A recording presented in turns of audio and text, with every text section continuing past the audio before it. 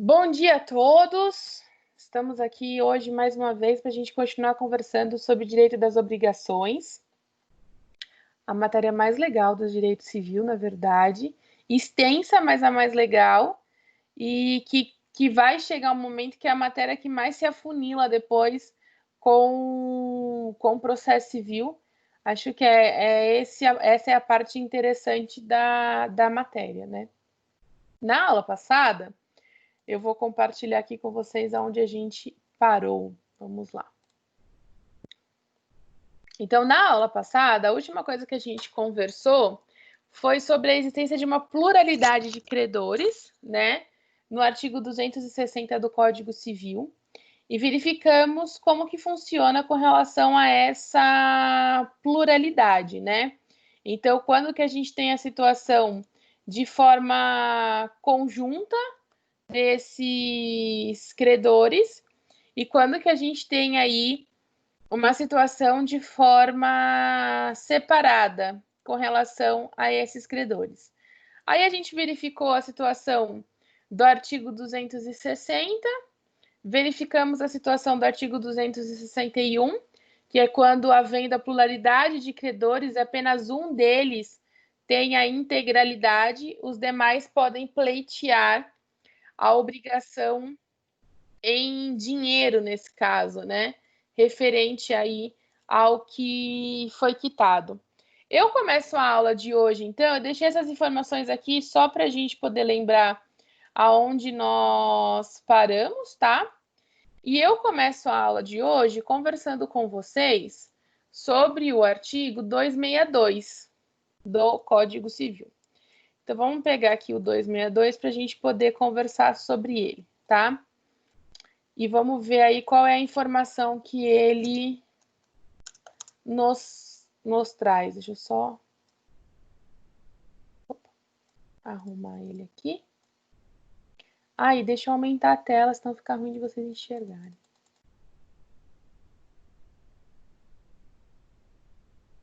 Pronto. Se um dos credores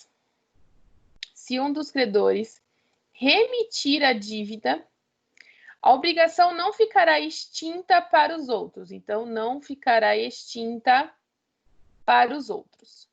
Mas estes só poderão exigir descontada a cota do credor.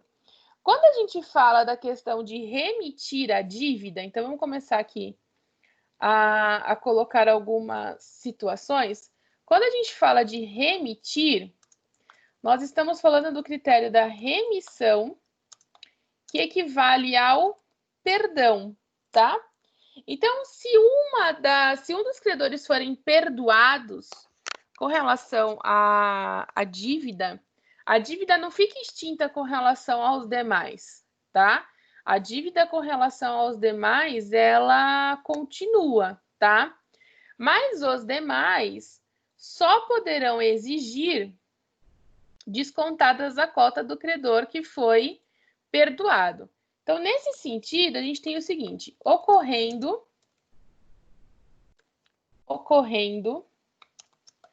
o perdão por um credor e aceito pelo devedor, as frações dos demais permanecerão exigíveis, tá? Então, se porventura a gente tem uma pluralidade de devedores e um deles for perdoado, tá? A dívida com relação aos demais, ela permanece, tá? A gente não vai fazer o cancelamento da dívida com relação aos outros. O artigo 262, ele traz um parágrafo único. Então, vamos trabalhar aqui com esse parágrafo único, né? O parágrafo único, ele fala o seguinte. Então, é o parágrafo único do próprio 262, tá? Então, a gente tem aqui. Parágrafo único. O mesmo critério se observará no caso da transação da novação, da compensação ou da confusão. Vamos, então, aqui por partes nesse parágrafo único, tá? Primeira coisa, o perdão deve ser aplicado também nos seguintes casos. E aí vamos entender com relação a esses casos, tá? O primeiro caso que a gente vai entender é a transação. Então, quando que eu falo de transação? Quando eu tenho a extinção da obrigação por concessão recíproca. Ou seja, quando ambas as partes concordam em extinguir essa obrigação. Então, vamos pensar assim, no exemplo mais simples que a gente tem, né? Você me deve, então a gente tem um credor e um devedor, e eu falo que não precisa me pagar, tá? E você também concorda com relação a isso. Você não faz assim a questão do pagamento, tá? Então, nessa situação, a gente fala de transação. Depois, a gente tem a novação. A gente fala de novação quando o pagamento indireto na qual se substitui uma obrigação por outra. Então, quando eu vou pagar, mas eu faço esse pagamento de forma indireta, fazendo uma substituição dessa obrigação. E aí vamos entender mais ou menos como que isso pode vir a funcionar, tá bom? Vamos tentar traçar aqui mais ou menos um exemplo de como que essa situação ela pode acontecer. Vamos pensar que aqui nós temos o credor. Vamos colocar um nome para esse credor? Então, Ana, que ela é credora.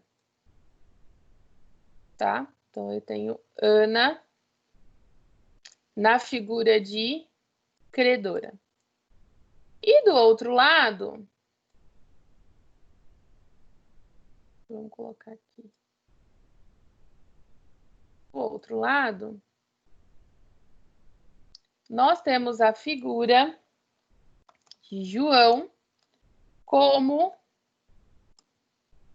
devedor, tá? Então, a gente tem aqui Ana e a gente tem João. A ligação existente entre eles, então, qual que é a situação que fez Ana e fez João gerarem aí um negócio jurídico? Vamos dizer o seguinte, vamos dizer assim, né? É um cheque no valor de R$100.000, tá? Então, a gente tem aqui um cheque entre credor e devedor no valor de R$100.000. Tudo bem?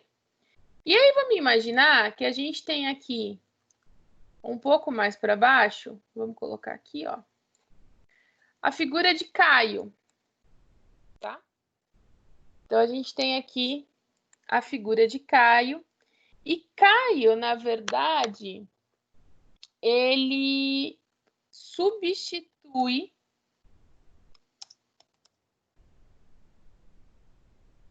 Deixa eu aumentar aqui. Ele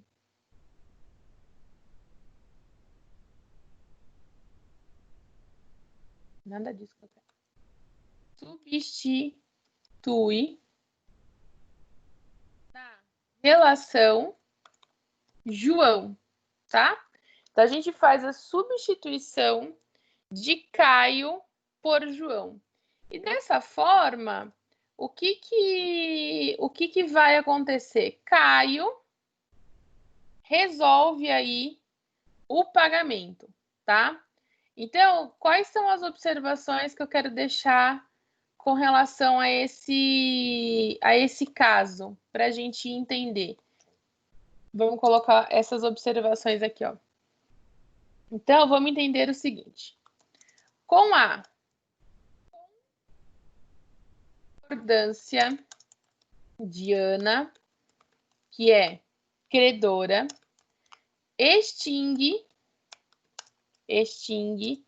a obrigação de João, que é o devedor, sendo substituída pela de Caio. Quando que às vezes isso acontece, tá? Às vezes isso... Na verdade, deixa eu pôr essa flechinha aqui virada para Ana, para vocês entenderem. Quando que, na verdade, isso acontece, né? Às vezes pode ocorrer de que João deve para Caio R$100, entendeu? Então, quer dizer, na verdade, Caio deve para João R$100. E João fala assim, olha, em vez de você pagar para mim, já paga diretamente para Ana, porque eu estou devendo para Ana, tá? Então, seja, em vez desse dinheiro passar por mim para que eu mande esse dinheiro para Ana, faz o seguinte, já manda direto para Ana, tá? Só que a gente não pode esquecer dessa concordância, tá? Então, eu preciso aqui, ó, da concordância da credora. Porque acontecendo isso, quem passa a ter a obrigação do pagamento é Caio. Então, é essa observação que a gente precisa tomar cuidado, tá? Então, é de suma importância essa concordância, tá? Da credora, tá bom?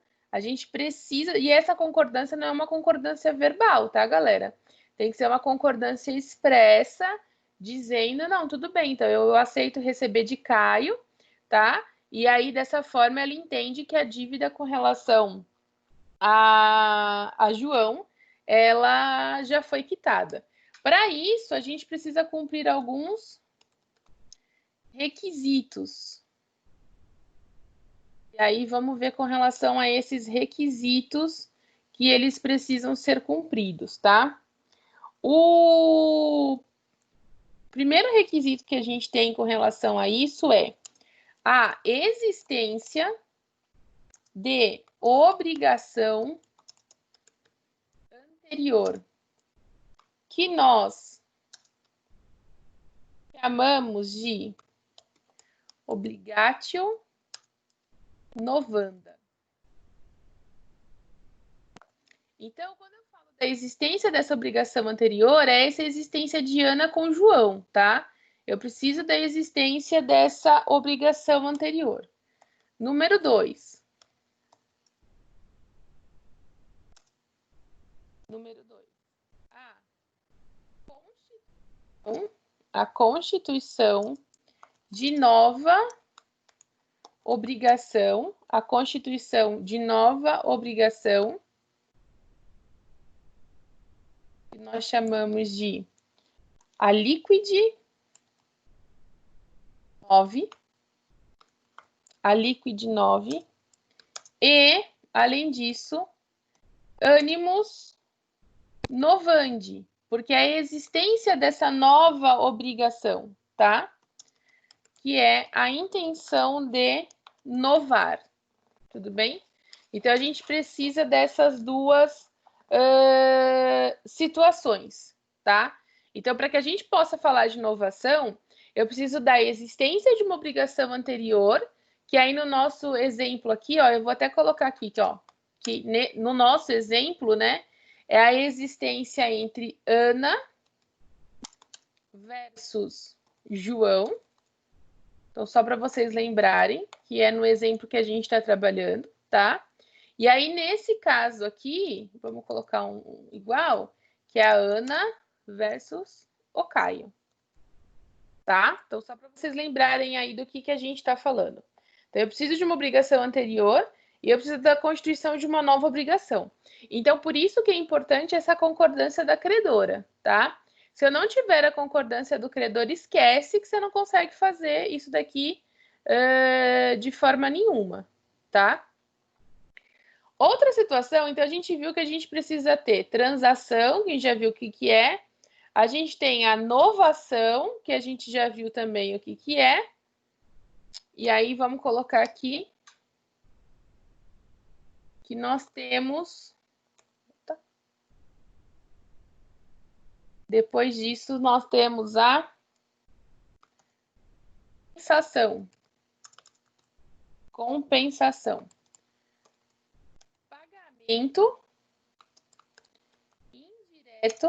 Pagamento indireto, vírgula, com extinção de dívidas, recíprocas, até o ponto em que se encontrarem. Então, é aquela famosa situação do seguinte caso, né? Olha, eu te devo 100, você me deve 90, tá? Então, o que falta aí para compensar? Falta 10, tá? Então, é um pagamento indireto, existe uma dívida recíproca entre nós, tá? Só que um deve mais do que o outro, e aí a gente precisa achar uma forma, é um pagamento indireto até eles se encontrarem. Eu te devo 100, você me deve 90, automaticamente eu te pago 10 e tá tudo resolvido entre nós, tá? Então, nunca se esqueçam que para que essas situações aconteçam, nós precisamos falar de dívidas recíprocas, tá? Ambos precisam estar devendo um para o outro, tudo bem? E depois disso, nós temos a confusão. Quando a gente fala de confusão? Quando houver identidade entre credor e devedor na mesma pessoa, tá? Para isso, a gente vai precisar traçar aqui duas situações onde essa confusão pode acontecer, tá? Então, eu vou colocar aqui, ó, exemplos. No primeiro exemplo, a gente vai trabalhar com a causa morte. Causa mortes. Vamos lá, então, vamos entender quando que isso pode acontecer, tá? Então, para baixo que não vai caber aqui. Quando a gente fala de causa mortes, eu tenho então aqui o pai. Na verdade, vamos dar um nome para o pai, né? A gente tem Marcos, que é pai.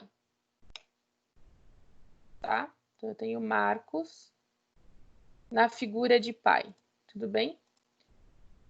Do outro lado,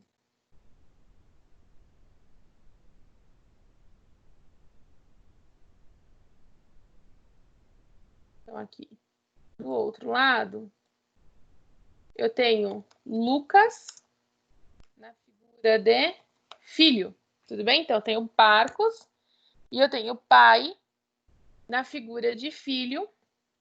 E esse filho, ele é o devedor, tá? Esse filho, então, ele é o devedor. Tudo bem? Então, essas são as duas figuras que a gente tem. Acontece que ocorre o falecimento do pai. Então, vamos aqui matar o pai. Aproveitar que meu pai está dormindo, que ele fala, você fica matando as pessoas. Coisa triste, ficar matando as pessoas. É a vida, né? Então, aqui a gente tem o falecimento aí com relação ao pai, tá? Então, acontece o falecimento. Automaticamente, com esse falecimento, né? Então, ocorrendo aí o falecimento do pai, o que vem acontecer com relação aqui ao filho, né? O que acontece nessa situação? Deixa eu colocar aqui embaixo que eu acho que fica mais fácil de vocês entenderem. Nessa situação, coloca aqui, ó, transfere crédito. Então, neste exato momento, se a gente for analisar friamente o texto de lei, tá? Com o falecimento de Marcos, que é o pai, automaticamente o crédito, ele transfere para o próprio devedor, tá? Se a gente estiver falando que o Lucas é filho único, não tem nem mais filhos, não tem mãe, não tem nada, é só o Lucas no mundo, né? Era só Marcos e Lucas no mundo, tudo bem.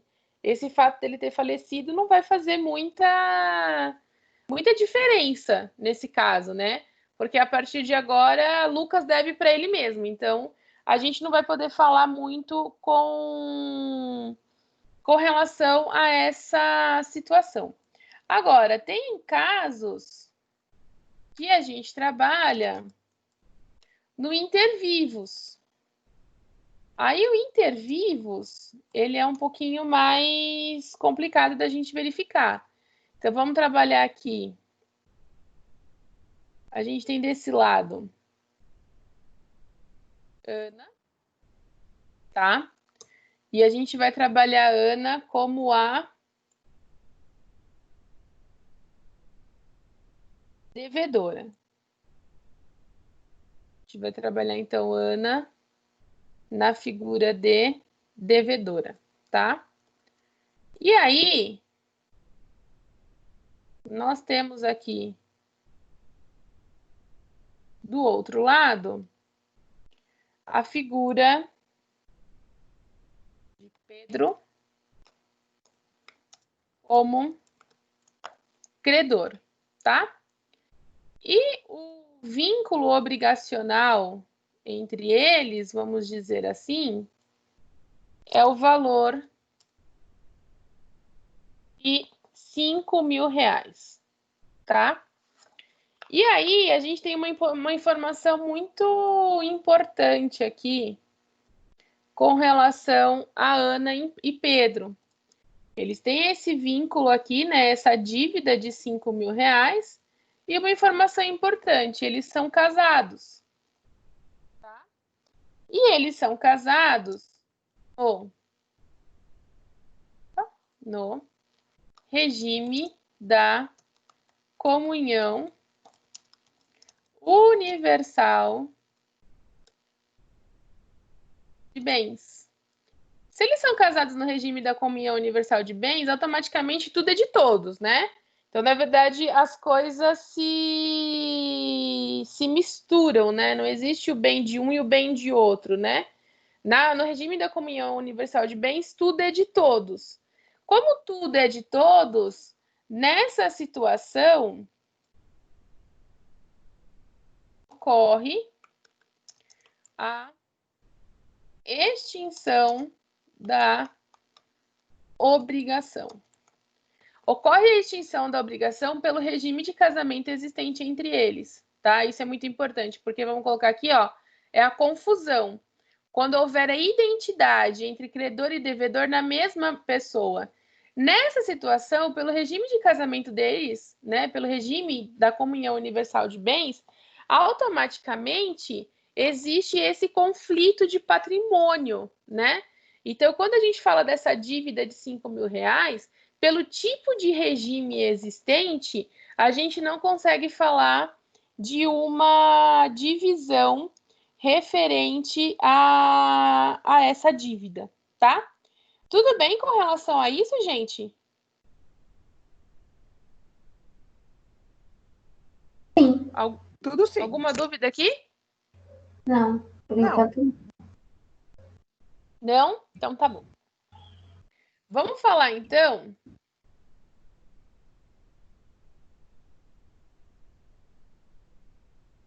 vamos verificar então agora a situação quanto ao conteúdo. Vamos entender aqui aonde que a gente está, tá? Eu vou subir aqui só para a gente entender, tá bom? A gente falou dessa pluralidade de credores. E essa pluralidade da existência de credores, nós estávamos ali na situação dessa obrigação solidária, falamos com relação a uma subrogação, falamos da transação, da compensação, da confusão, como que fica essas características de dívida, tá? Então, a partir de agora, a gente assume aí um novo subtítulo dentro de obrigação, tá bom? E esse subtítulo é quanto ao conteúdo, tá bom? Quanto ao conteúdo, o que a gente precisa aqui começar a verificar? Primeira coisa que a gente tem obrigação de meio. Obrigação de meio. Quando eu falo de obrigação de meio, é aquela em que o devedor só é obrigado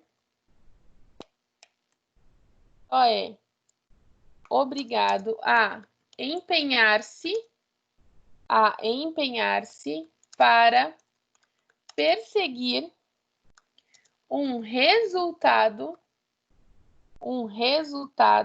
vírgula, mesmo que este não seja alcançado. Toma cuidado quando a gente fala de obrigação de meio, porque depois a gente vai falar, depois quando eu digo assim, nos próximos semestres, né? A gente vai falar com relação às responsabilidades civil, tá? Então, a gente precisa tomar cuidado aí, porque depois as coisas vão acabar se misturando no meio do caminho, tá? Quando eu falo de obrigação de meio, o que eu preciso entender nessa obrigação de meio? Aquele que assume só responde se comprovada a culpa genérica. E nesse caso, eu estou falando de imprudência.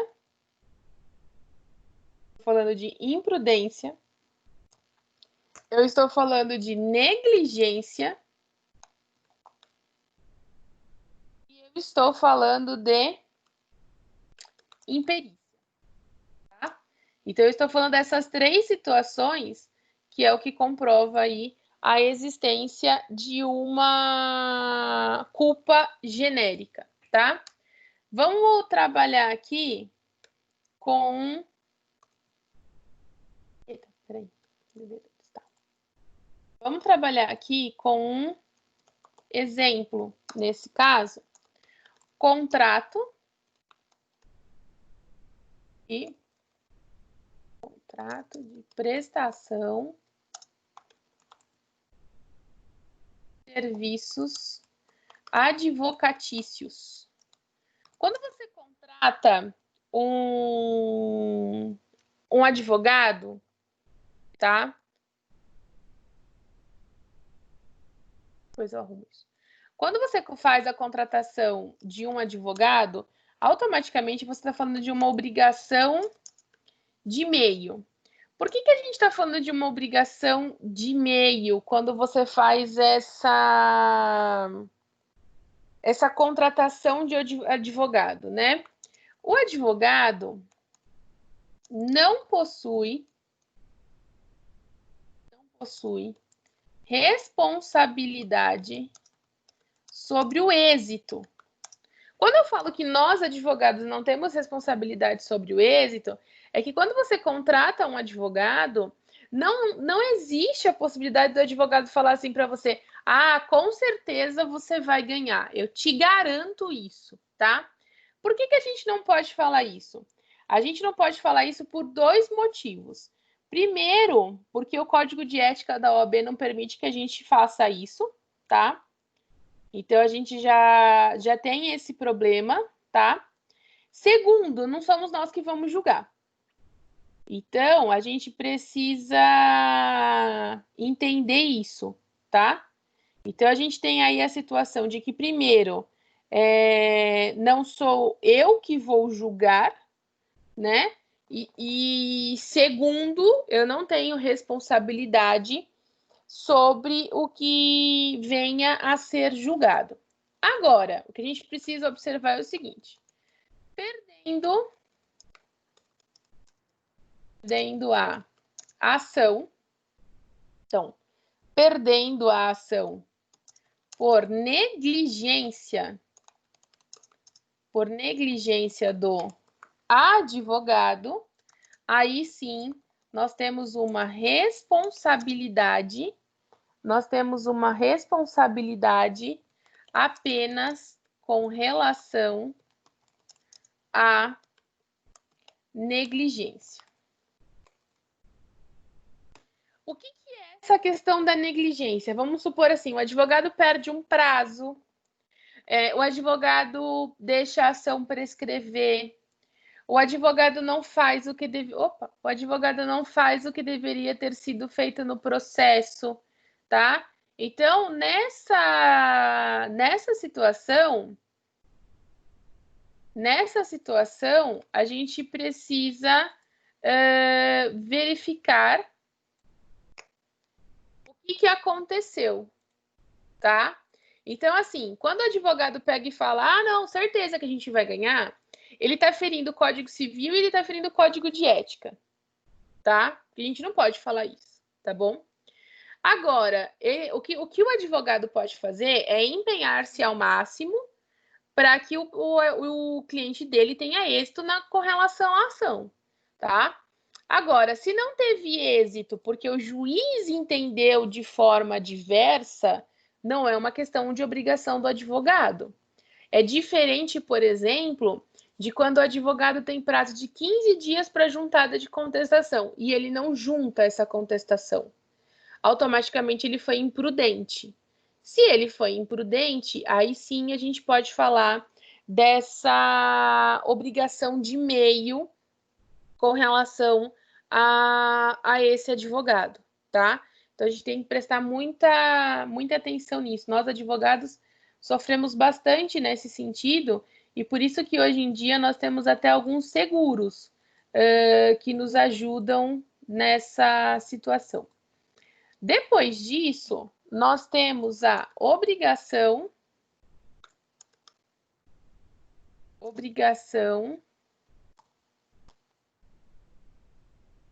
de resultado. Quando eu falo de obrigação de resultado, a prestação só é cumprida, com a obtenção de um resultado, vírgula, geralmente oferecido pelo devedor previamente. Geralmente oferecido pelo devedor previamente. Aí vamos trabalhar aqui com um exemplo. O exemplo disso é um contrato com empreiteiro. E aí, qual que é o resultado desse contrato? A obra finalizada. Nessa situação, aqueles que assumem o resultado respondem independentemente de culpa.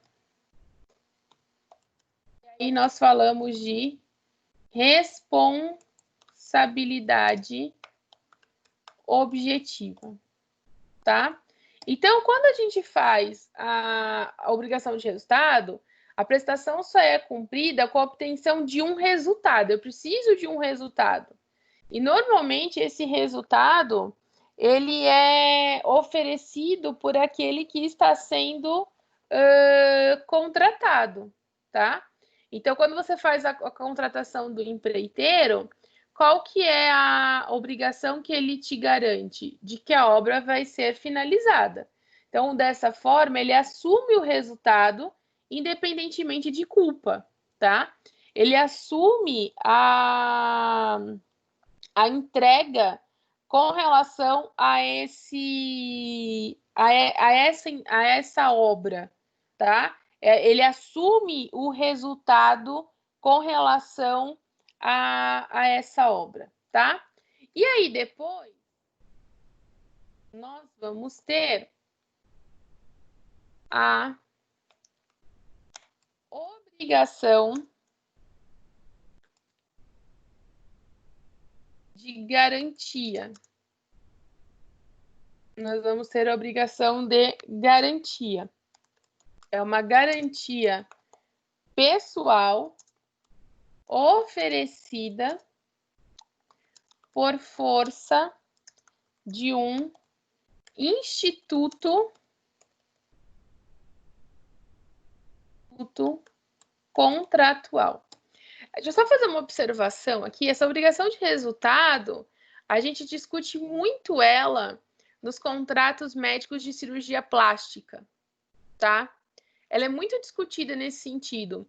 Até que ponto que o médico garante um resultado, né? Até que ponto ele pode ser considerado culpado caso a cirurgia plástica não saia da forma como a pessoa imaginava que aquilo ia acontecer. Então, a obrigação de resultado e a obrigação de meio, ela é muito discutida nas situações que falam de cirurgia plástica, que falam da responsabilidade civil do médico. Então, são dois pontos que a gente discute muito quando a gente fala aí de responsabilidade médica, tá? Com relação à obrigação de garantia, vamos trabalhar então com o seguinte exemplo. Nós temos um locador, nós temos a figura do locatário, tá? Então, locador e locatário.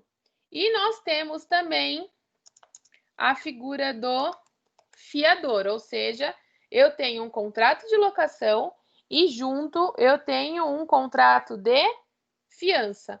Deixa eu fazer isso daqui em desenho, que eu acho que fica mais fácil de vocês enxergarem o que eu quero dizer, na verdade, tá?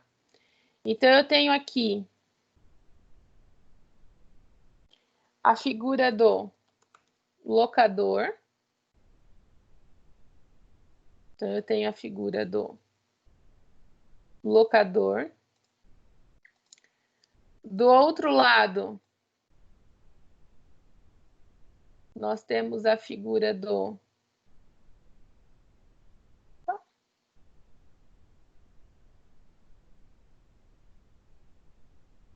outro lado, nós temos a figura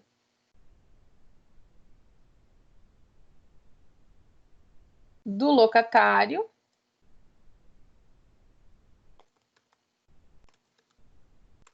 Então, eu tenho locador e eu tenho locatário. Então, aqui nessa figura aqui, é importante que vocês enxerguem que nós temos um contrato de locação, né? Então, o que nós temos aqui entre eles nada mais é que um contrato de locação, tudo bem? E aí, esse locatário, ele tem lá a figura do fiador. Então, se ele tem a figura do fiador, automaticamente entre locatário e fiador, nós temos um contrato de fiança, né? Então, a gente tem aqui um contrato de fiança existente entre eles. O que acontece com essa figura do fiador, né? Então, o fiador, vamos colocar aqui, na existência desse contrato de fiança, o fiador, ele assume o débito do locatário, porque o fiador, a existência do fiador é isso, né? É para assumir uma dívida que não pertence a ele. É para isso que a gente faz contrato de fiança, tá? Então, o fiador, ele assume o débito do locatário, tá?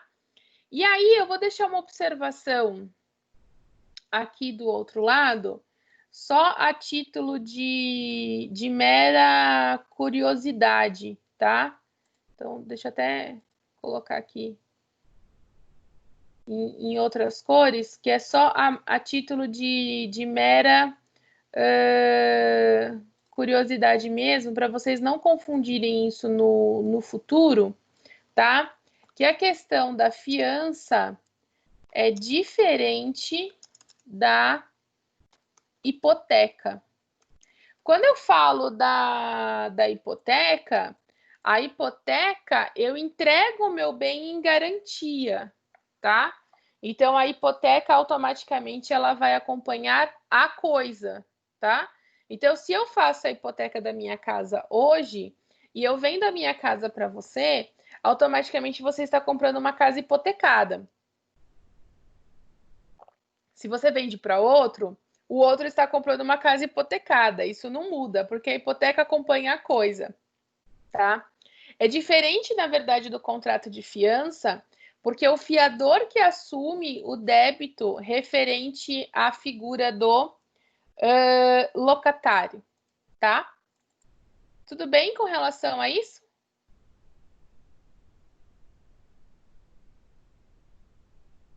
Sim. Sim? Então tá bom. Sim. Tá. Então vamos fazer aqui um resumo com relação a essas obrigações, tá? Então vamos fazer aí um resumo nesse sentido. O primeiro... Vamos lá. Vamos falar primeiro com relação à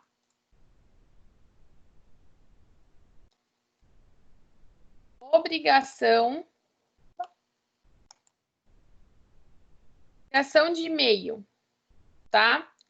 Então, o que acontece com essa obrigação de e-mail? O que eu tenho nessa obrigação de e-mail? Eu tenho uma responsabilidade objetiva, eu tenho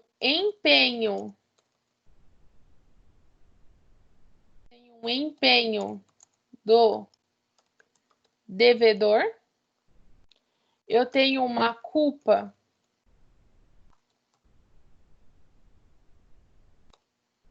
genérica e eu tenho uma busca de resultado, tá? Então, quando eu falo aí de obrigação de e-mail, são essas características que a gente precisa observar, tá? Depois, eu tenho uma obrigação de resultado. Quando eu falo dessa obrigação de resultado, eu estou falando, então, de assumir a culpa, a obtenção de um resultado, eu tenho uma culpa objetiva e eu tenho uma prestação cumprida, tá? E aí a gente está falando, então, de uma obrigação de meio e estamos falando da obrigação de resultado, um resumo com relação a essas duas situações, tá? Tudo bem até aqui, gente? Alguma dúvida aí com relação quanto ao conteúdo?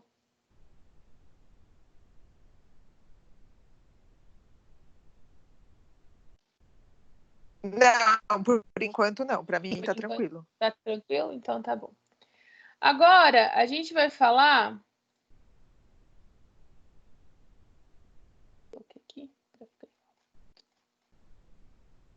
Agora, a gente vai falar quanto a liquidez. Então, quanto à liquidez. Essa obrigação não precisa ser líquida, tá? Quando a gente fala com relação à liquidez, a gente precisa entender, então, o que é essa obrigação líquida.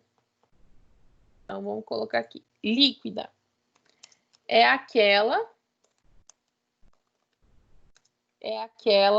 certa quanto à existência, e determinada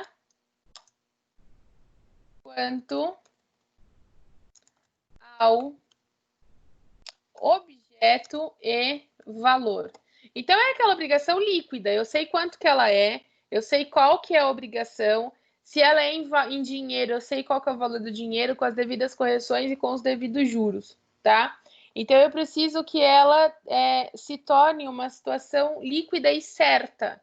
Essa que é a importância dessa liquidez, tá?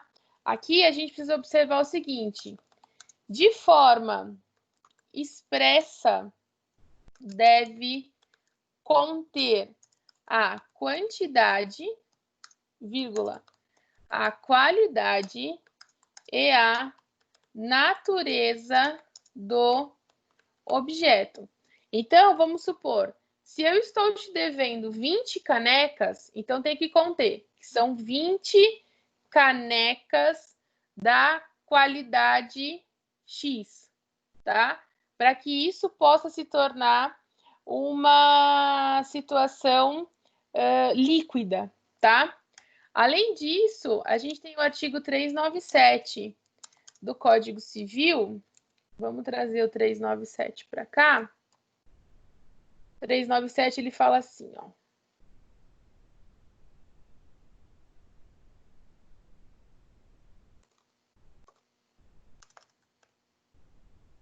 O inadimplemento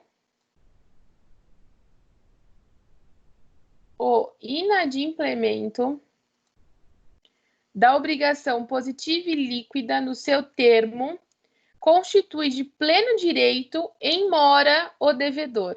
O que eu quero dizer com relação a isso? O vencimento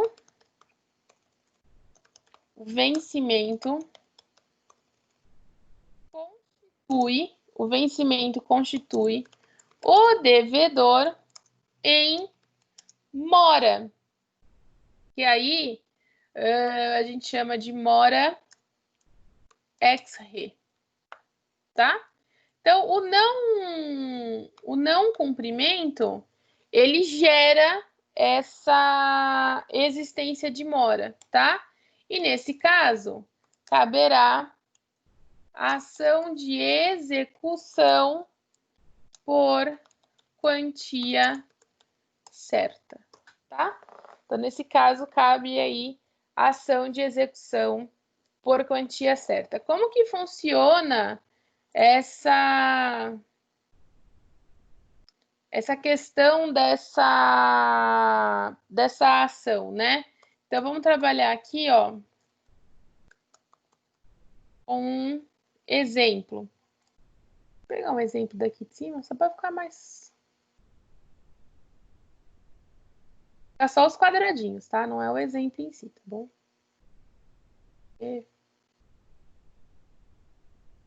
A Bárbara gosta dos quadradinhos, né? Então, as pessoas falam que gostam. Eu adoro os quadradinhos, eu gosto. Então, quando as pessoas falam que gostam, a gente tem que permanecer os quadradinhos. É que às vezes os quadradinhos dão uns trabalhinhos aqui, né? Às vezes eles ficam tortos, sei lá. Mas ele deixa bem fácil da gente entender o exemplo. Às vezes ele dá umas entortadas aqui também, né? Eu falo para ele fazer de um jeito, ele faz de outro, mas tudo bem. Eu trouxe, é só os quadrados, tá? O exemplo, na verdade, é outro. É só para facilitar a vida aqui. Vamos pensar, então, que eu tenho a figura de Bruna, tá? Bruna é a autora. Eu tenho aqui uma ação de execução. Então, vou aumentar aqui.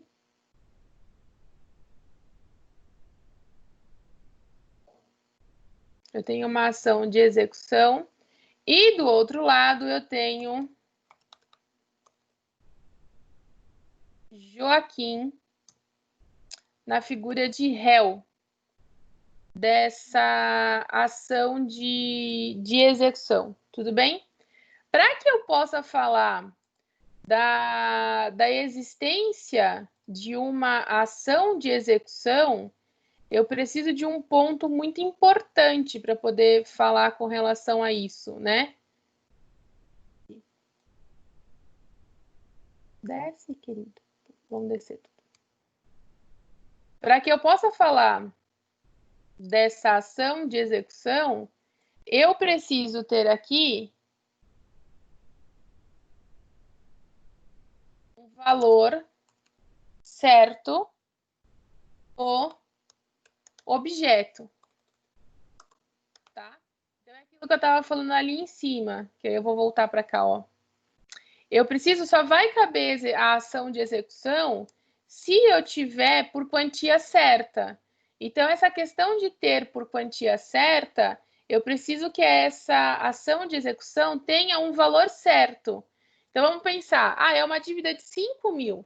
Essa dívida de 5 mil era no ano passado. Então, a gente precisa atualizar essa dívida de 5 mil com juros e correção monetária para que eu possa chegar nesse valor certo com relação a isso, né? Então, quando a gente fala dessa situação de valor certo, a gente está trabalhando com os seguintes casos. A gente tem aqui, então,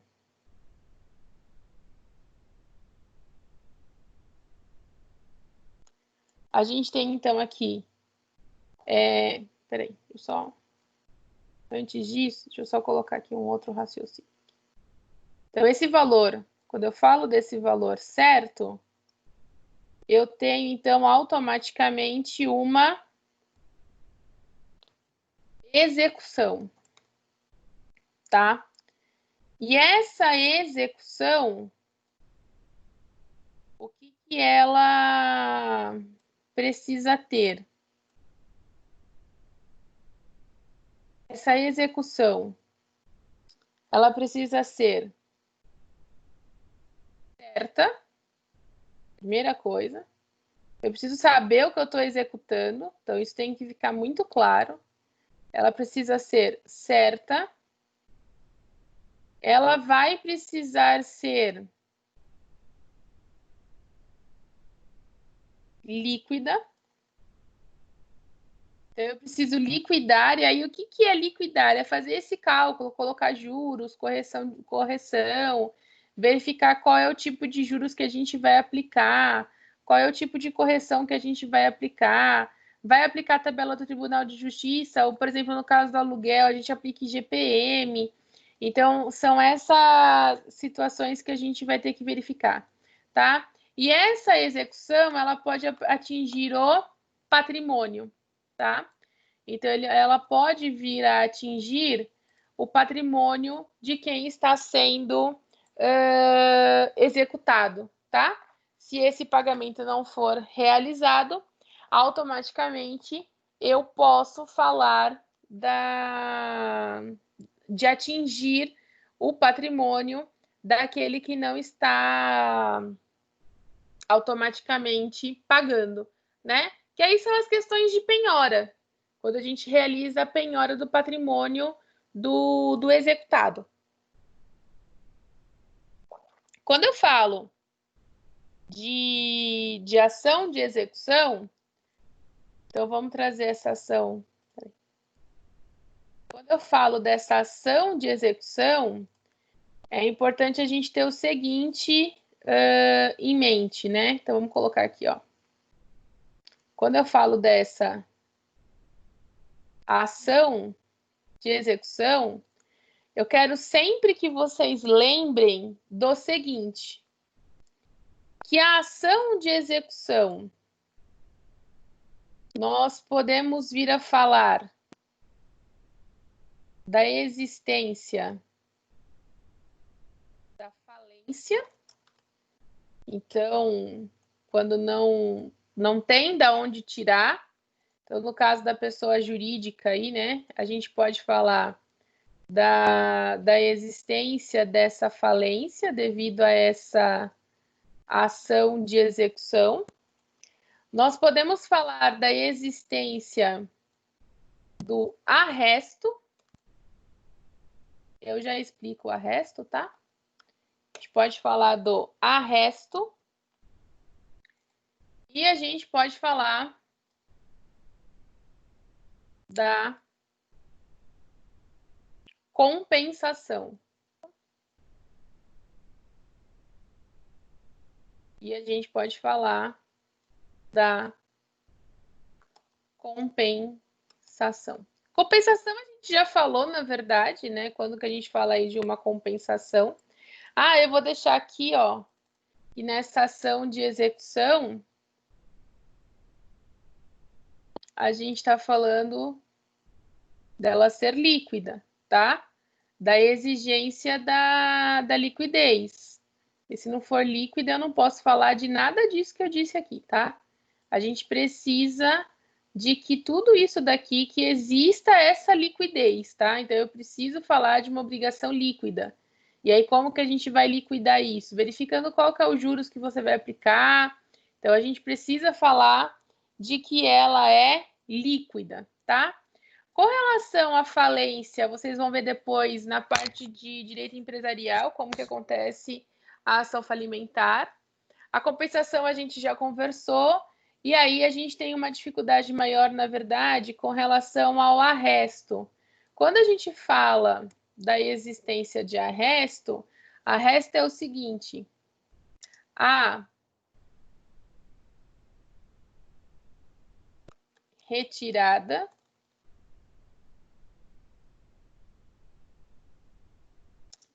de todos os bens até o limite da execução. Quando que eu falo da existência de um arresto, tá?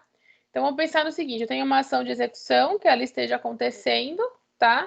E eu sei que esse réu tá dilapidando patrimônio. Então, eu peço uma cautelar de arresto. Eu falo o seguinte para o juiz, olha, ele está dilapidando patrimônio, então vamos já fazer já vamos pegar os bens que ainda existem, que são passíveis de penhora, até o limite da dívida, e nós já deixamos isso guardado, tá? Para que essa dívida seja compensada no futuro, tudo bem? Que é aquilo que muita gente fala assim, a gente pode fazer arresto ou sequestro. O arresto é com relação a qualquer tipo de bem, tá? O sequestro é com relação a um bem específico. Então, essa que é a diferença aí do arresto para o sequestro, tá? Tudo bem com relação a isso?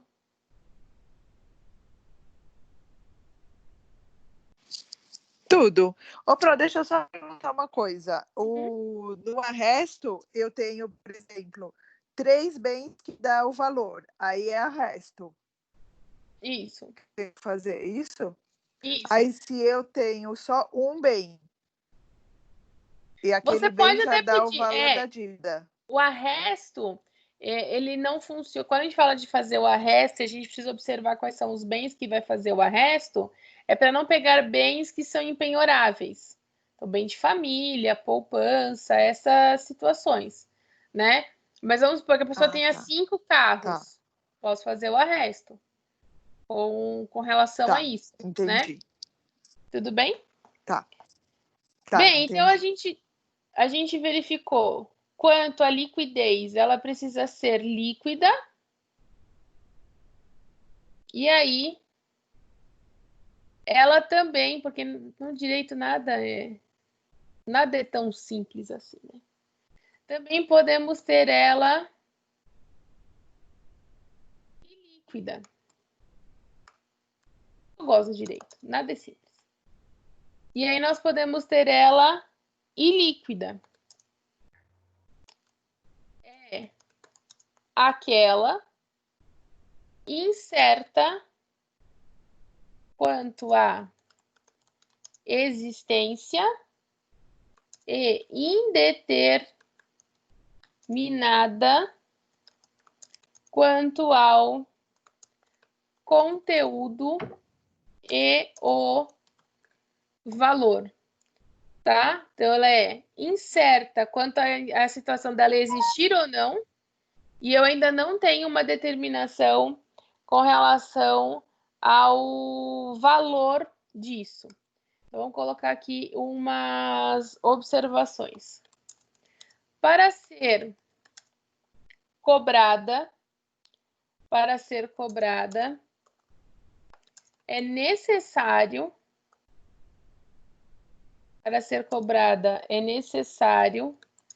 antes que seja transformada em líquida,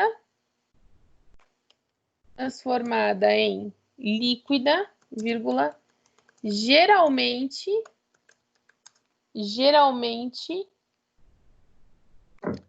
por um processo de conhecimento, tá? Por quê? Porque, gente, entendam uma coisa, tá? É impossível, não tem nenhuma possibilidade da gente falar de uma execução de uma dívida que é ilíquida, tá? Não tem como eu executar uma coisa que é incerta. Então, para isso, eu preciso transformar ela em algo líquido.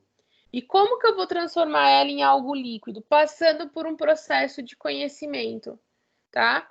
Porque depois do processo de conhecimento eu tenho uma sentença. E aí essa sentença, ela vai se transformar em algo líquido. A liquidação judicial ocorre sempre que não houver a legal ou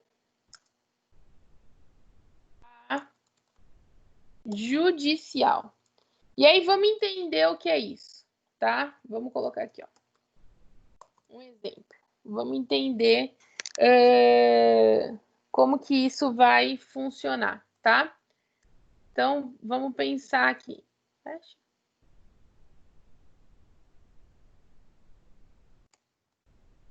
Eu tenho, então,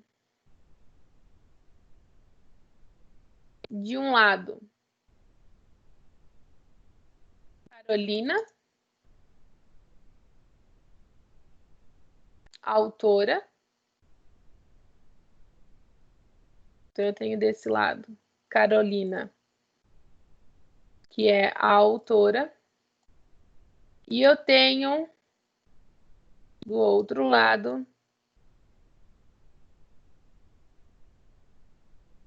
Amanda, que é a ré, tá?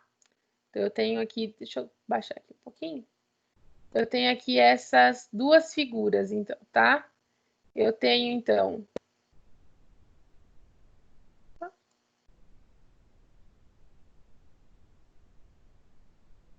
Carolina como autora e eu tenho aqui Amanda como ré, tá? Qual que é a ligação entre elas? A ligação entre elas é uma ação de indenização por dano moral. Então, que atingiu a honra, tá? Então, a Amanda, que é a ré aqui dessa ação, ela atingiu a honra de Carolina. Então, com isso, eu tenho lá uma ação de dano moral existente entre elas, tá? Nessa situação de ação de dano moral, o que vai acontecer? Aqui a gente sempre tem um problema quando a gente move ação única e exclusivamente de dano moral. A gente tem a situação de que o pedido é ilíquido. Por que o pedido é ilíquido? Porque eu faço um pedido de dano moral. Aquilo que dói em mim, às vezes não dói em você. Então, às vezes em mim dói 10 mil reais e às vezes em você não doeu absolutamente nada. Automaticamente ele é um pedido ilíquido. Eu peço apenas para que ela seja condenada em dano moral. Nessa condenação de dano moral, eu coloco um valor lá que eu acho que é o valor da minha honra. Vamos dizer assim, tá? Como trata-se de um pedido ilíquido, como que a gente vai ter que trabalhar nessa situação? Eu vou precisar falar de uma situação que é ilíquida. Preciso falar aí de uma situação que ela é ilíquida, tá? Dessa forma, eu vou passar por um processo. Então, eu vou passar por um processo. Automaticamente, esse processo ele vai me gerar uma sentença. Então, esse processo ele gera uma sentença, tá? E aí a gente não pode esquecer que essa sentença ela vai ter que ser liquidada. Então, aí eu vou passar por esse processo de liquidação da sentença, que é verificar qual é o valor que o juiz deu, e aí fazer as devidas correções que o juiz exige que eu faça. E aí, dessa forma, eu passo, então, a ter uma obrigação que se torna, tá? Então, eu sempre vou precisar falar de uma liquidez, tá? Eu tenho essa necessidade de uma liquidez. Eu tive um caso uma vez, lembrando aqui dessas ações de dano, de simplesmente dano moral. Eu tenho, na verdade, dois casos. Um caso está correndo ainda, e devido à pandemia ele está parado. E eu tive um outro que já se encerrou. Esse caso que já se encerrou, né? O que aconteceu nesse caso que já se encerrou? Ocorreu uma situação assim. A pessoa estava indo para a academia, tá? Então estava no carro indo para a academia e ocorreu uma discussão no trânsito. Então, aquilo, você me fechou e não era para ter me fechado, uma simples discussão no trânsito. E a minha cliente estava indo para a academia. Quando a minha cliente estaciona o carro na academia, a pessoa na qual tinha discussão no trânsito também era da academia. Aí as duas se encontram no estacionamento e rola uma boa discussão, né? de que você me fechou, aí você é isso, você é aquilo outro. E a minha cliente toma uma gusparada na cara. Quando essa minha cliente me procurou, nós discutimos muito com relação a essa ação, porque assim, é uma ação difícil, a gente não tem muitos tipos de provas, nós tínhamos algumas testemunhas, a gente nunca sabe se as testemunhas vão topar ou não a comparecer, enfim. Mesmo assim, ela insistiu na ação de indenização por dano moral, a ação foi proposta, óbvio que ela perdeu, porque não tinha uma questão de prova nesse sentido, né? Mas qual era o nosso pedido nessa ação de indenização? Nós estávamos pedindo, acho que era 20 mil reais, que era o valor da dor que ela sentia, né? Então, essa questão de dano moral vai muito da dor que a pessoa sente. Por exemplo, eu, no lugar dela, tinha virado as costas e ido embora, acabou o problema. Não é uma coisa que me daria dor, entendeu? É diferente, por exemplo, se alguém colocasse numa rede social de que envolvendo alguma questão com a minha função de docente. Isso me causaria uma dor que poderia vir a gerar uma ação de indenização por dano moral, tá? Então, essa questão de indenização por dano moral vai muito da dor que cada um sente, tá? Eu tenho um outro caso que está acontecendo agora no escritório, é uma ação única e exclusivamente de dano moral, aonde o meu cliente ele foi numa dessas redes de fast food, fez um pedido, o pedido demorou muito para chegar, ele estava na loja da rede e outros pedidos passavam na frente e nunca entregavam o pedido dele. E aí ele perguntou para o atendente o porquê daquilo, né? Porque que outros pedidos estavam passando na frente. O atendente respondeu de uma forma um tanto grosseira, que ele não gostou. Logo começou-se uma discussão generalizada, e aí ele entende que atingiu a moral dele. Então, nós estamos aí com uma ação de dano moral referente a isso. Então, quando a gente fala de ação de indenização por dano moral, nós não temos um pedido líquido, né? Nós temos sempre um pedido ilíquido, que é o valor de cada um da sua honra, tá? Da sua moral, na verdade.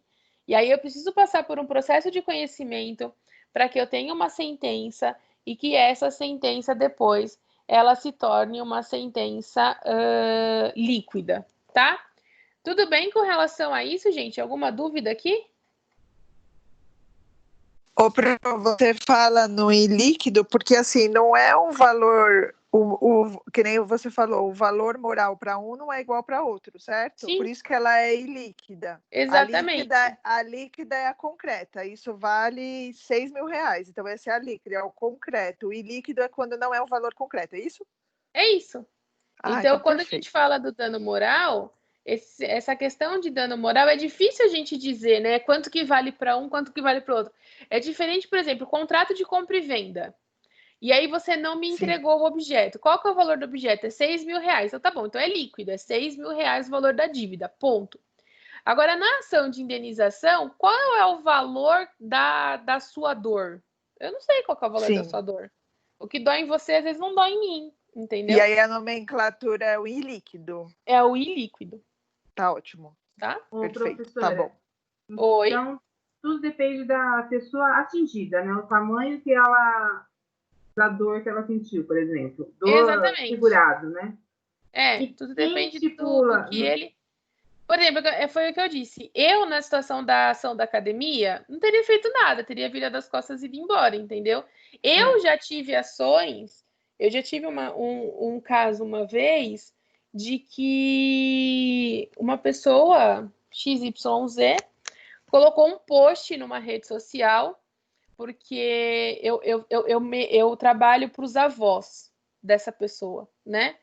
E aí o processo correu, acabou perdendo, né? Aí aquela situação da obrigação de MEI, obrigação de resultado, a gente fez o que pôde, ele perdeu o material, ele até ganhou o moral, só que a empresa faliu, a gente não tem de onde tirar esse dinheiro, né? E aí a pessoa se achou no direito de postar numa rede social de que a postagem foi bem assim, professora Juliana Magatti engana os seus clientes. e quero que isso chegue até as faculdades. E aí a pessoa deu o azar de que na rede social dela tinha uma amiga minha. E esse post chegou nas minhas mãos, né? Foi feito boletim de ocorrência com relação a isso, eu tenho o boletim de ocorrência. E aí vocês vão me perguntar, por que você não moveu uma ação? Eu não movi uma ação, primeiro porque não atingiu ninguém, ninguém ficou sabendo da postagem. Não deu tempo.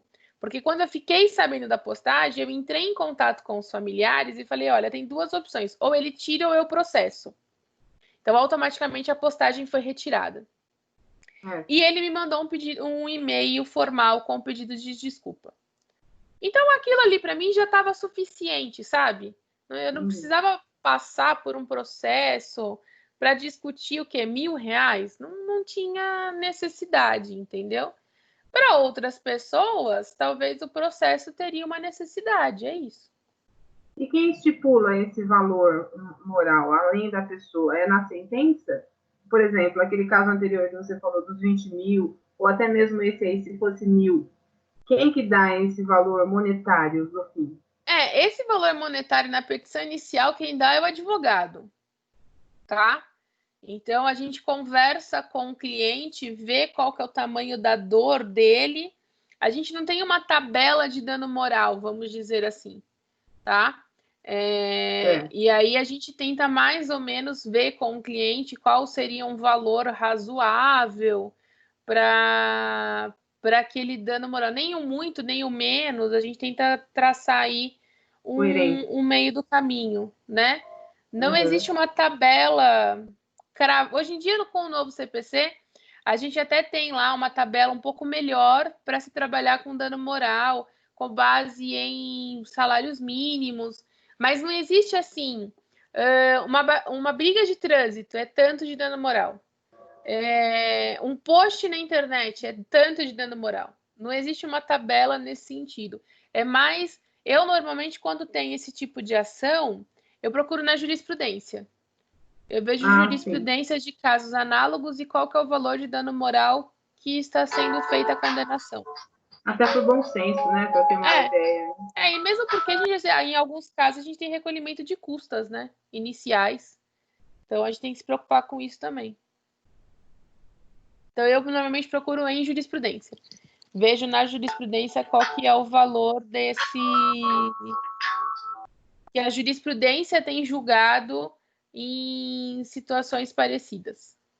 Tá? Tá, obrigada. Tudo bem?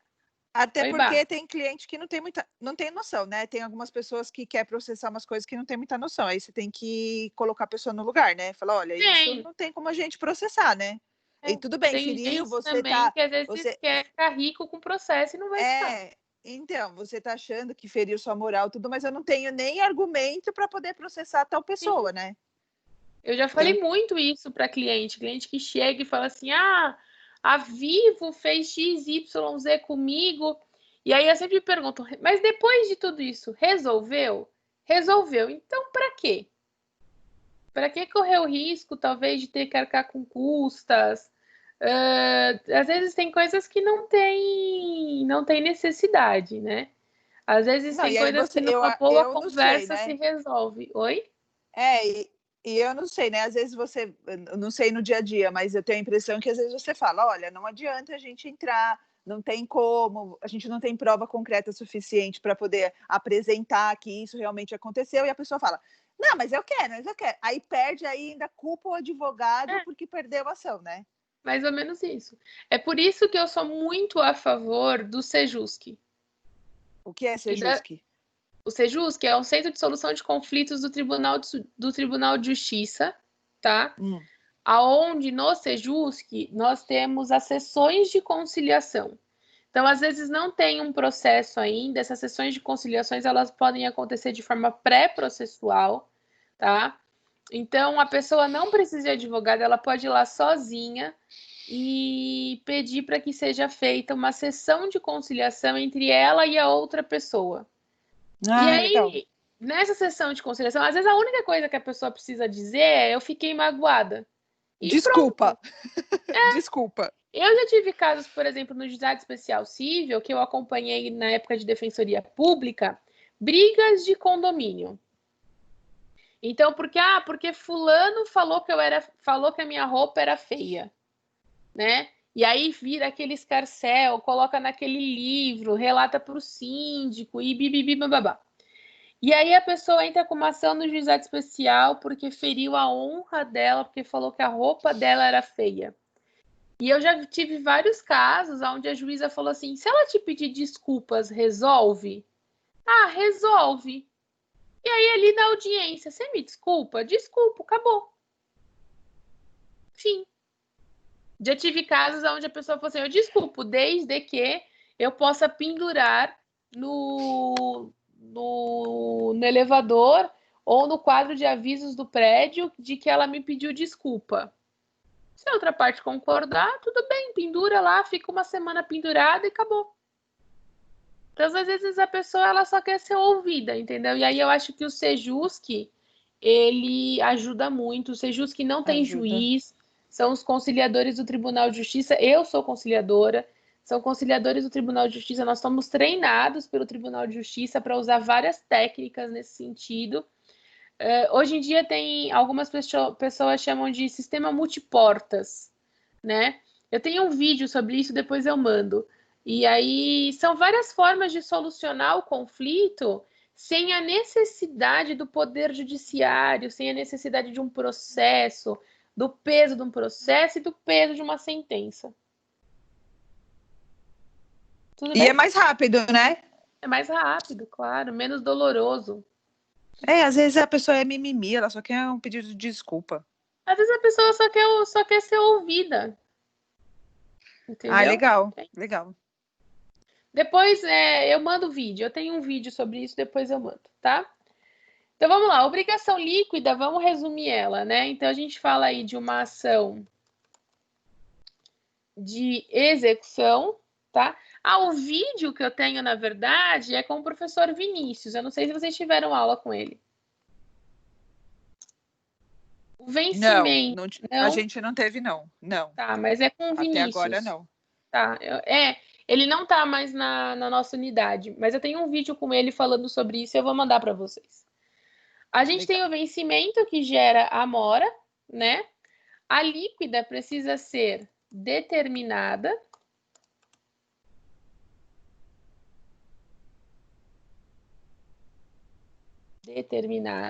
Precisamos ter uma quantidade, precisamos ter uma qualidade e precisamos ter um objeto, tá?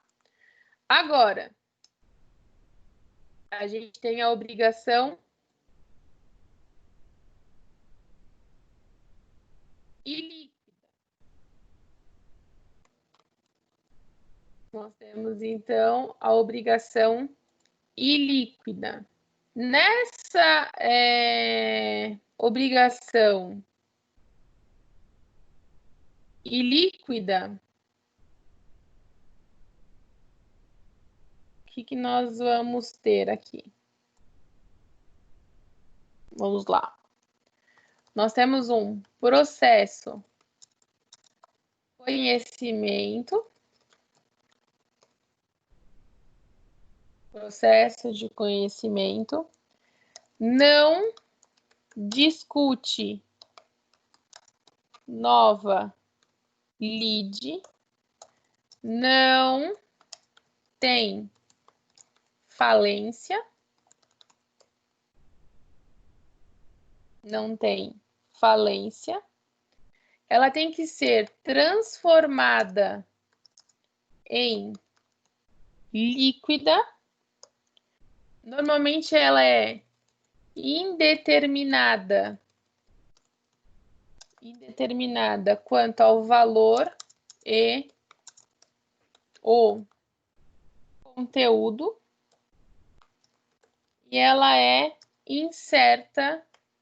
E aí, com relação à existência, eu não sei se existe realmente um dano moral ou não, né? Se aquilo ali realmente a gente pode considerar com uma dor tamanha como a pessoa está dizendo, tá? Então, a gente precisa tomar cuidado com relação a isso. Tudo bem com relação à liquidez? Sim, tudo. Tá. Deu para entender. Deu para entender? Então, tá bom. Deu. Então, agora a gente vai falar quanto a... Oi? Desce um pouquinho só essa tela para a gente copiar. Aí, obrigada. Por que você está copiando se depois eu coloco no... Só para eu gravar melhor. Tá. Obrigada. Eu já ia falar, você não está achando o... A Fran, eu tenho certeza que ela está desesperada com as canetas. Eu só queria esse quadro aí da líquida. Ah, tá. Não, mas a Fran, ela deve estar aí com 50 mil canetas. Aí eu vou falando, ela não sabe qual caneta ela pega. Certeza. Como que a senhora adivinhou, professora? A senhora está aqui na minha sala? Ah, certeza. Viu? Não sou só eu, Conheço não. vocês. A Carol também. A Carol, então, aquela lapiseira da Carol, ela não sabe para onde vai. Certo, Carol? Certo. Não, mas meu caderno é bem colorido. Meu vai de meia parece um arco-íris. Não, porque vocês, a gente tem o conjunto de canetinha que a Kátia pegou da filha, então, já deve estar seco. Deixa eu me defender aqui, eu só tô no azul e no preto agora, porque não adianta nada. Eu depois vou fazer as circulações só. Uhum. Porque agora fica difícil, eu sei disso. Na verdade, essas tabelas que eu coloquei aqui, eu tenho elas todas em mapas mentais extremamente coloridos, mas aí não dá para passar para cá, então fica a título de tabela que dá na mesma, na verdade, né? A informação chegou do mesmo jeito. Não, as tabelas são excelentes. A gente consegue fazer as cores com a tabela, por isso tem que ter tabela. Tem que ter tabela, tem que ter quadrinho. Que a gente visualiza na lousa. Mais ou menos isso. Vamos lá, então. Já que a gente entendeu a líquida e a... Doris, eu tirei da tela, mas tudo bem? Tudo? Acho que era a Doris que estava copiando. Copiou? Ingrid copiou? Acho que sim, né? Elas ficaram quietas, mas tá tudo bem. Bem, vamos falar, então, agora quanto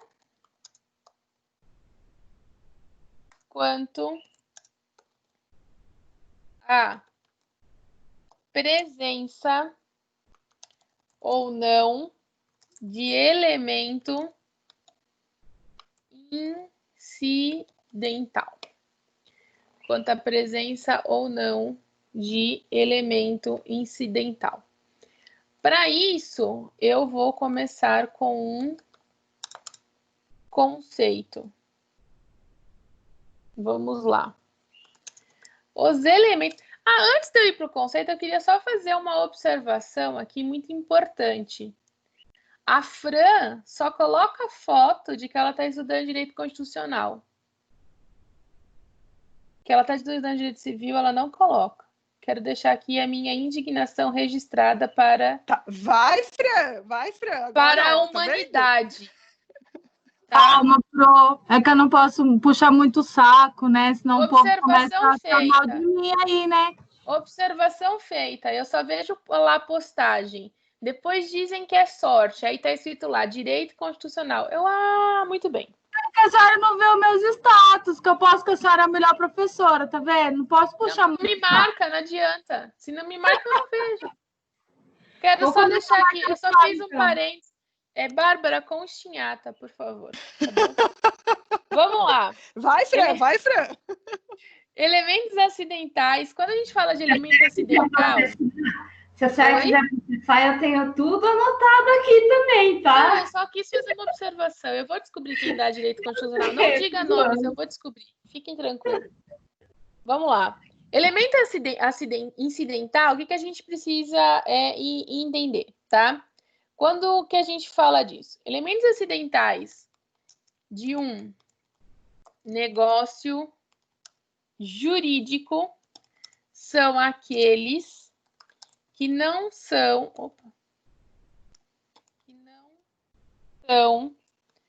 essenciais ao ato, em regra, a condição, o termo e o encargo, tá? Para que a gente possa ter um negócio jurídico, tá? Para que a gente possa falar de um negócio jurídico, o que é importante que a gente tenha? O que a gente precisa ter? Né? Um negócio jurídico básico, a gente precisa falar de uma condição, de um termo e de um encargo. E isso é inevitável, né? A necessidade disso é inevitável.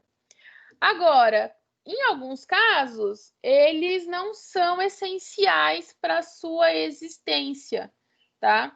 Então, quanto à presença ou não com relação a esses elementos.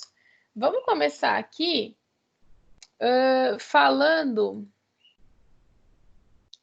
da obrigação pura ou simples. Quando eu falo dessa obrigação pura ou simples, a obrigação pura ou simples é aquela que não está sujeita,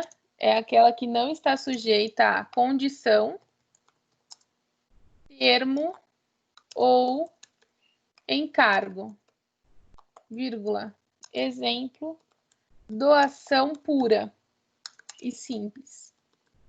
O que é uma doação pura e simples? Eu chego para você e falo assim, olha, eu vou te doar o meu carro.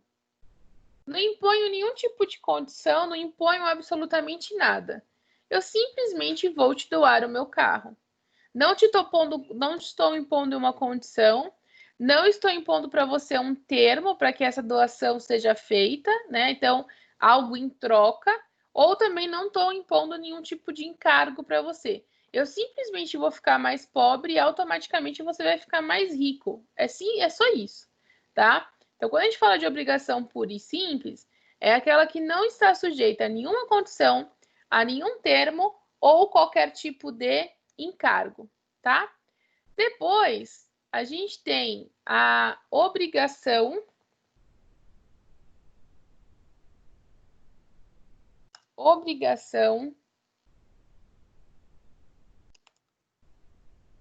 condicional. Quando que a gente fala da obrigação condicional? É aquela que contém cláusula que subordina o seu efeito a uma situação futura e incerta, vírgula, exemplo, doação ao nascituro. Doação ao nascituro. A gente pode fazer doação para o nascituro? Pode, né? O nascituro, ele tem uma expectativa de direito. Então, se eu for fazer uma doação para o nascituro, eu preciso que quem concorde com essa doação sejam os pais, certo? Essa doação ao nascituro depende de um simples detalhe, de que ele nasça com vida. Eu preciso de que ele nasça com vida, né? Então, a doação, para que ela possa ser concretizada, ela está subordinada a uma situação futura e incerta. Qual que é essa situação futura e incerta? O nascimento com vida do nascituro. Então, o nascituro, a única coisa que ele tem é uma expectativa de vida. Dessa forma, com essa expectativa de vida, tá? Então, ele pode vir a receber a doação, como ele pode não vir a receber a doação se ele nascer pré-morto, tá?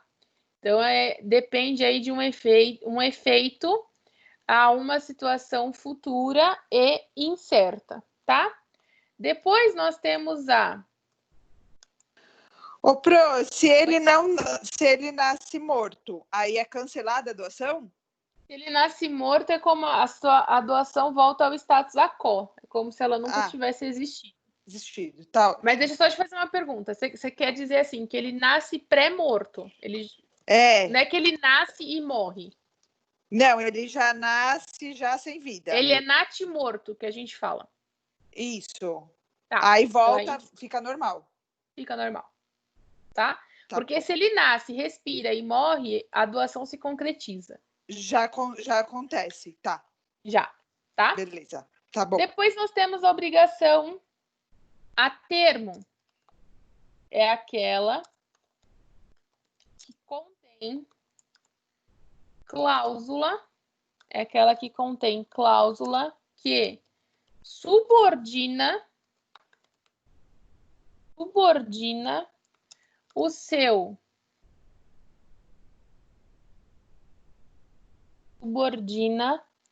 o seu efeito a um evento futuro e certo. Ou seja, um termo, né? Vírgula.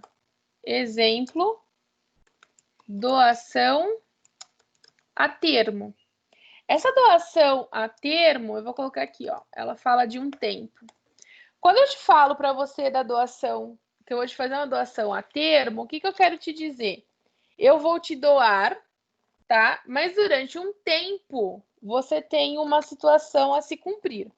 Então, assim, eu vou te doar um carro, porém, durante 30 dias, você vai precisar pegar a minha mãe e levá-la à fisioterapia, por exemplo, tá? Depois desses 30 dias, você está livre. Então, eu estou te dando um termo para que você possa aceitar essa doação. Você pode dizer que sim, como você pode dizer que não. Não tem problema, tá? Mas eu estou te dando uma situação, um termo para que você aceite essa doação. E para fechar,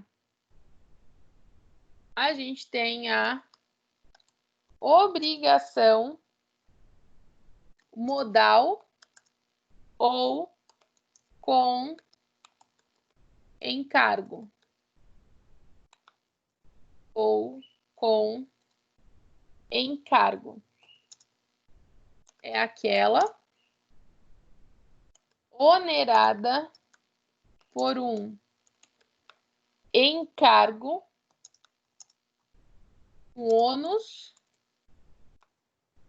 ônus a pessoa contemplada.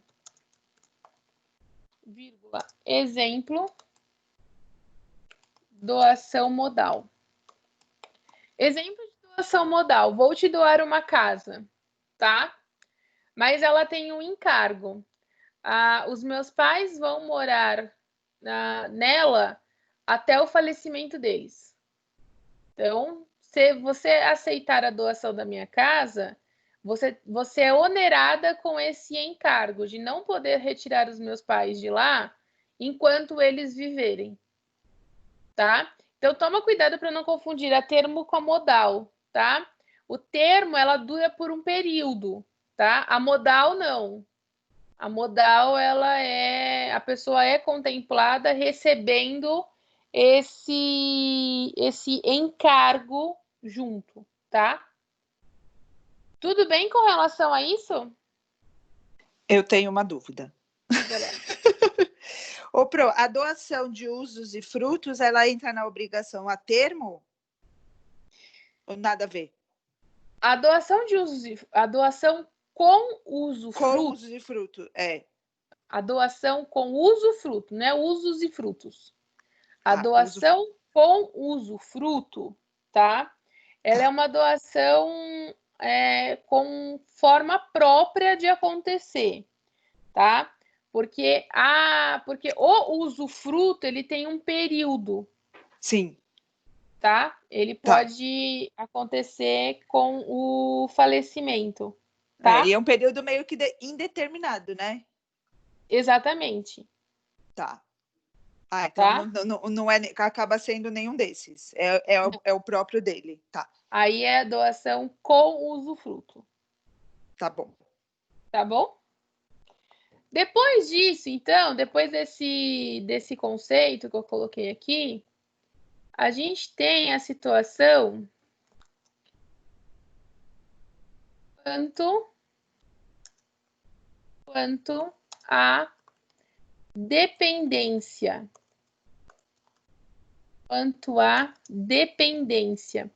Essa dependência é da obrigação principal e de uma eventual obrigação acessória, tá? Então, quanto a dependência, vamos colocar ela como um título para ficar mais fácil de vocês enxergarem. Vamos colocar aqui um conceito. Quanto à dependência. A obrigação principal é aquela que independe de qualquer outra para ter existência, validade ou eficácia. Enquanto a acessória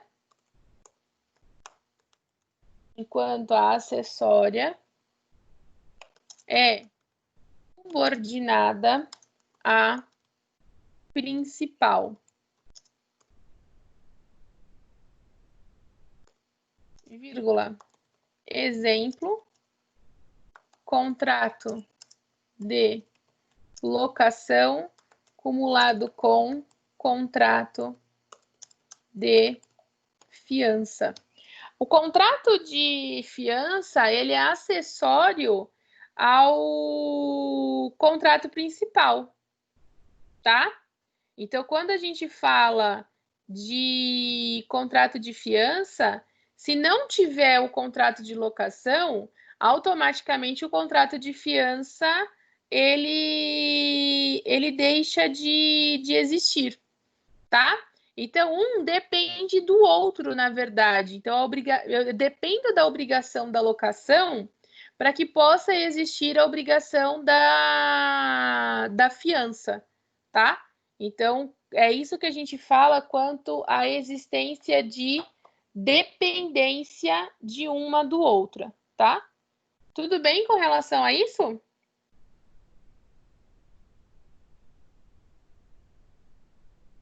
Tudo bem? Sim. Sim? Tudo. Então, Ô, tá Pro, Oi, Carol. deixa eu te perguntar uma coisa. Assim, na prática, né? Quando a gente vai montar uma petição e aí você tem uma obrigação de dar, mas tem uma obrigação aqui, ó, que você colocou aqui, né? É de dar, mas com uma condição de uma situação futura incerta. Aí, quando você vai montar esse pedido, você coloca... Porque eu fico pensando assim, eu não sei se as coisas são muito quadradinhas ou se mistura tudo, assim, a obrigação de dar com essa obrigação condicional, os artigos, sabe? Ah, entendi. Não, eu posso ter, por exemplo, você está falando aqui da obrigação condicional, né? Isso, Tá. Naquele exemplo que você deu, vou te dar um carro, porém com uma cláusula ali, ó, uma cláusula que subordina o seu efeito, né? Então, seria uma obrigação de dar, mas com uma condição. Exatamente. Aí a gente Vou usa os te dar um artigos lá vou te dar um carro, desde que você se forme na faculdade de Direito. Tá. Não, mas aí a minha pergunta é o seguinte, a gente usa aqueles artigos da obrigação de dar coisa certa? Um exemplo? Ah, tá. Vou te dar um carro, desde que você se forme na faculdade de Direito. Aí você se forma na faculdade de Direito e eu não te dou o carro. Ação de obrigação de dar. Você tinha me falado que ia me dar um carro se eu me formasse na faculdade de Direito. Entendeu? Ah, entendi. Era isso. Obrigada, prof. Tá bom? Nada. Bem, então a gente tem aqui quanto à dependência. E aí a gente tem depois quanto ao local para cumprimento. Quanto ao local para cumprimento. Quanto ao local para cumprimento, essa obrigação ela pode ser quesível, nós também chamamos de querable.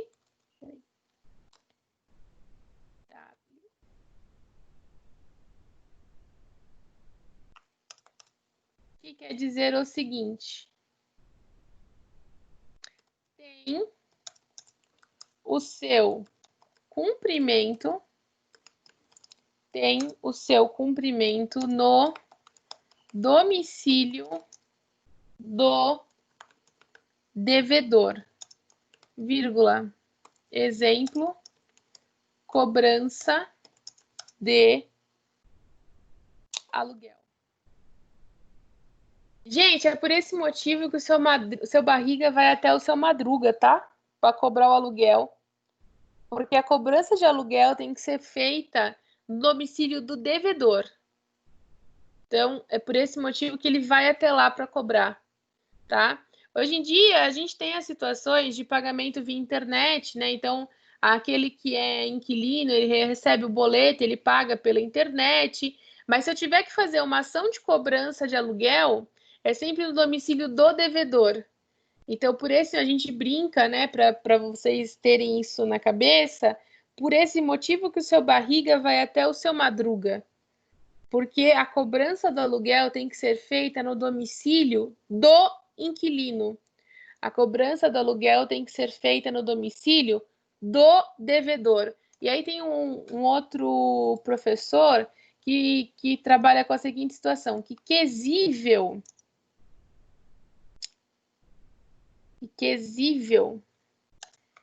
remete-se a quebrado.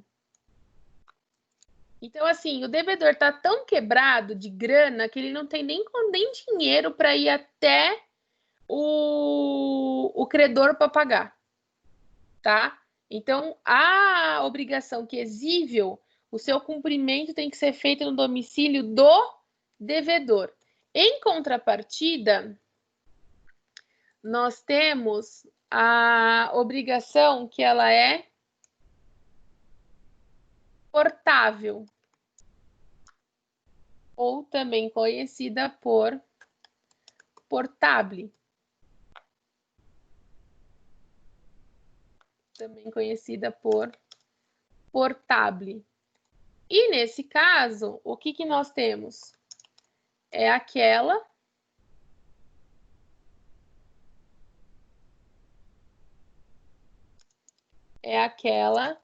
em que seu cumprimento deverá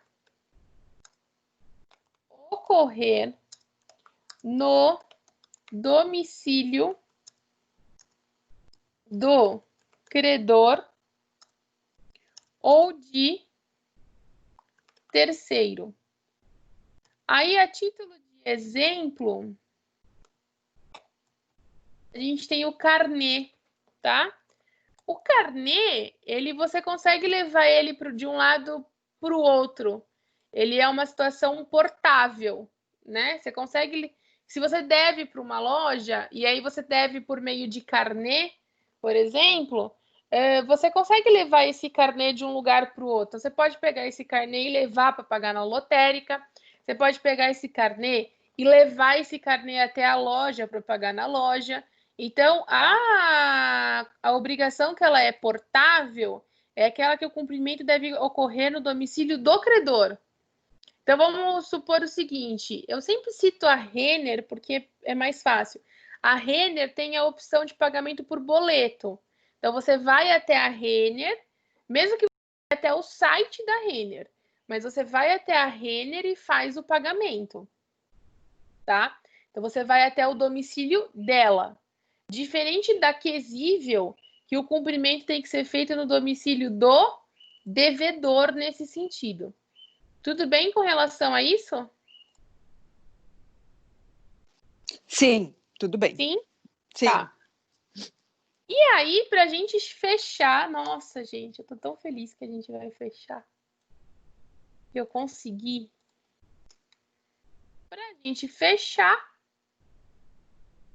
e encerrarmos, nós vamos falar quanto ao momento para cumprimento. Quanto ao momento para cumprimento. Ela pode ser instantânea. Então, ela pode ser instantânea com cumprimento imediato. Instantânea com cumprimento imediato. É aquela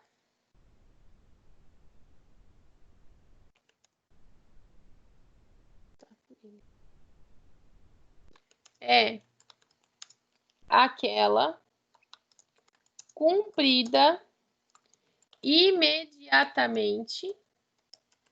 É aquela cumprida imediatamente após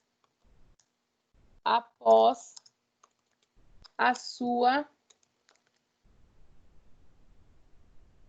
constituição. Exemplo nada. Está no artigo 331 do Código Civil. Aí agora sim, exemplo. Pagamento à vista, tá? Então, quando você vai, por exemplo, abastecer o seu carro, tá? E você passa o cartão, a obrigação se cumpriu de forma instantânea, tá? Você recebeu o produto e você pagou. Pagamento à vista, automaticamente cumpriu-se a obrigação.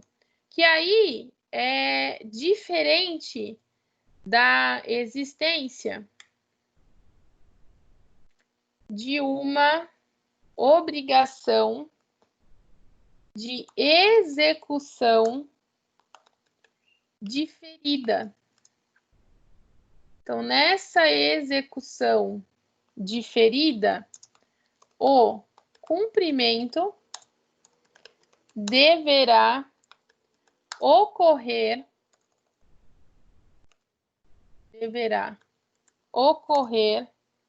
de uma única vez no futuro, vírgula.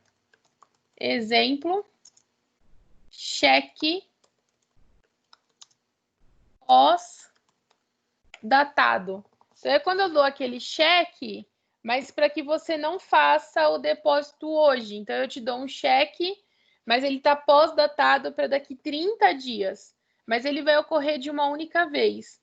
Hoje em dia, com os cartões de crédito, é quando você tem aquela compra que ela é no cartão, mas você não parcelou essa compra, tá? Você vai efetuar o pagamento dela de uma vez só. Por quê? Porque nós temos a execução continuada, tá? Que difere da diferida. O cumprimento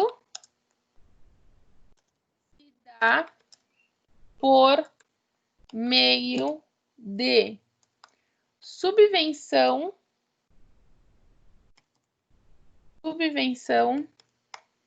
periódica. por meio de subvenção periódica. E aí nós falamos de execução, que vou colocar assim, ó.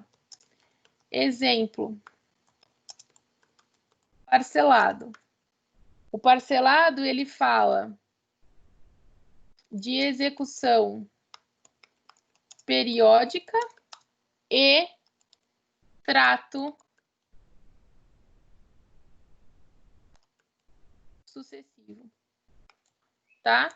Então, o parcelado, ele vai ocorrer no decorrer do caminho, né? Então, é aquele pagamento que você vai fazendo e vai cumprindo esse pagamento a cada data que esse pagamento ficou estipulado, tá? Tudo bem com relação a isso? Sim. Ô, Pro, a continuada pode ser também pagamento de promissória? Qualquer tipo de pagamento que seja parcelado? Qualquer tipo que seja parcelado. Ah, tá ótimo. Tá bom? Tá.